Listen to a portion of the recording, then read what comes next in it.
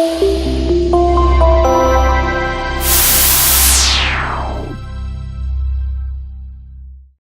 everybody, it's John Costigan, and I have a great video here for management. It doesn't matter if you're sales management, operations, marketing, all the way up to CEO.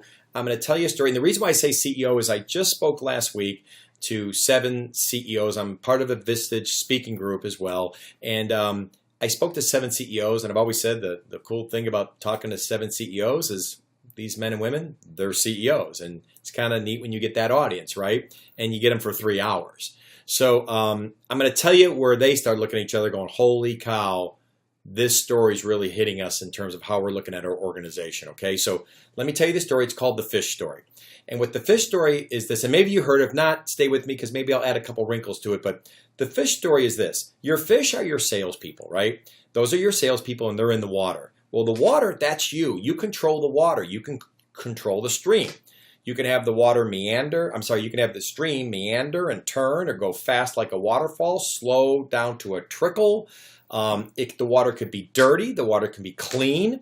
You control all of that, right? So as managers, you control this and then you have your fish. So you're going to control the fish too. So for example, if you want to take plant food and put it right over here on this side of your stream, well then the plant food might be your comp plans. For example, if you had a comp plan that said that the more that they sold, once they got to a certain part, then they got their kickers and they went now 110% a goal, 120, 130, and then their commissions might go from 20, 30, whatever that may be, right? That's the plant food, right? You can also have spiffs, sales contests, and that will drive all the fish to that area where they know they're going to make the most money. I mean, it's real simple. The fish are going to go where the food are at. Sales reps, for lack of a better term, they're kind of coin operated, right? You put the coin in, this, you know what you're going to get, right? Well, same thing here. You put the food here, they're going to go there. You put the comp plan, you put the money here, they're going to go there, correct? So there's no secret there. Well, one of the challenges that I see with a lot of companies is management is muddying the waters. And let me give you an idea what muddying means. The people I was talking about here, when she was telling me the story, she said, let me give you an idea what muddy means. We have everything in Salesforce here, and this is one of the larger software companies here in the Carolinas. She said, we have everything in Salesforce, all of it.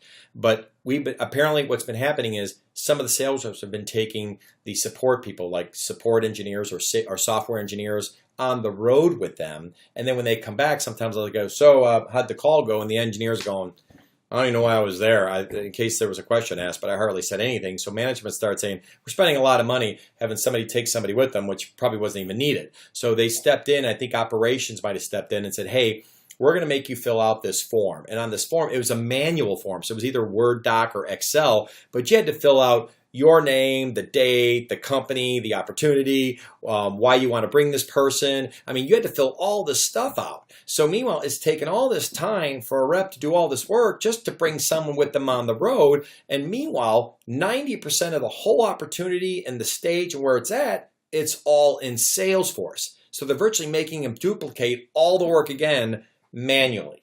So that would be called muddying the waters. You're making the reps do a lot of work that maybe you really don't have to do, but somebody got upset about something, so you now got to fill this out. And that's probably very common what happens, right? And not to say who's right or wrong here, but it is what it is, okay? So at the end of the day, I bet you have a lot of things that might have you muddying the waters. Well, I mentioned this earlier where I said I was speaking with these 7 CEOs, right when I mentioned the moment about muddying the waters, and I said, if you have a lot of things that are going on that's not allowing your salespeople to truly sell, I said, what did they say? The average sales rep sells between 6.5 to 7 or 8 hours a week, depending on what survey you research. I said, you start doing stuff like this, you're going to start knocking those numbers down. It's going to be harder for them to make their numbers. Well, that's when these 2 people, actually it was Rob and Bruce, their names, they both kind of said something, and I kept speaking, and I kind of waited for an appropriate break, and then I said, hey, I noticed you 2 guys, you'd said something. What'd you mention? They go, boy, we're muddying our waters. And I said, really, how? And of course, when you're in a small, intimate session like that with 7 people, and I got 3 hours with them, we start drilling down, and they start voicing their opinions. The next thing you know, the whole room lit up with what they're all doing in their organizations as well. And it was amazing. I was like sitting there going, oh my gosh, I'm like 7 for 7. They're all talking about challenges they have in their company. And it was just specifically of what they're probably making their reps do that might be muddying the waters. So and now, by the way, before I get done here, let me finish this off. It's not just fish. So let me make sure you know the rest of this. So if you do go tell this to your managers or all the way up to the CEO, maybe you send this video off to your CEO, go, hey, take a look at this. What are your thoughts? Okay. So you have fish, but you also have turtles. Now, turtles, that's another type of salesperson, right? And that might be that salesperson that's maybe kind of methodical. They take their time. Maybe it's a B minus, C plus player, and you stick with them because they got the right attitude. They're loyal, and at the end of the day, they don't ruffle any feathers, and they get the job done. And maybe they're not hitting their number every year, but they're pretty good, right? And those are great. And then you have barracuda. Those are the people who drive you crazy, right? The barracudas.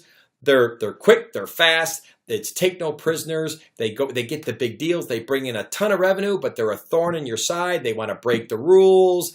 I mean, every time when I said that to these CEOs, everybody's going, boy, we got one of those. Everybody's got one or two of those people that they're probably just a headache, but they bring in the money and they're the number one, number two reps. So you go, you almost sometimes look the other way, right? So you got barracudas in this water as well, okay? And then also you have dogs.